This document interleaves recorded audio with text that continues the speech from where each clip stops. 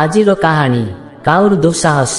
ଦିନେ ଛଞ୍ଚାଣୁ ଗୋଟିଏ ଛୋଟ ମେଣ୍ଢା ଛୁଆକୁ ପଡ଼ିଆରୁ ଟେକି ନେଇ ଗଛ ଉପରେ ଆରାମରେ ବସି ଖାଇଲା। ଠିକ୍ ଏହି ସମୟରେ ଆଉ ଗୋଟିଏ ଗଛ ଉପରେ ବସି କାଉଟି ଏସବୁ ଦେଖୁଥିଲା। ଏହା ଦେଖି ସେ କାଉଟି ଭାବିଲା ଯେ ଏପରି ଶିକାର କରିବା ପ୍ରକୃତରେ ଗୋଟେ ଭଲ ଉପାୟ। ସେ ମଧ୍ୟ ଏହିପରି ଶିକାର କରି ଖାଇବ।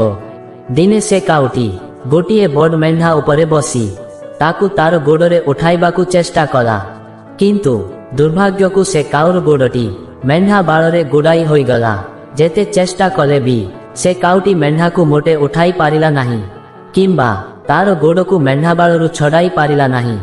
ଏହା ଦେଖି ମେଣ୍ଢାର ଜଗୁଆଳ ଆସି କାଉକୁ ବାଡ଼େଇ ବାଡ଼େଇ ମାରିଦେଲା। ଏଥିରୁ ଆମକୁ ଏହା ଶିକ୍ଷା ମିଳେ କି କୌଣସି କାର୍ଯ୍ୟ କରିବା ଆଗରୁ ନିଜର ଶକ୍ତି କେତେ ଜାଣିବା ଦରକାର। କାହାଣୀଟି ଶେଷ ପର୍ଯ୍ୟନ୍ତ ଦେଖିଥିବାରୁ ଆପଣଙ୍କୁ ବହୁତ ବହୁତ ଧନ୍ୟବାଦ। ଜୟ ଜଗନ୍ନାଥ।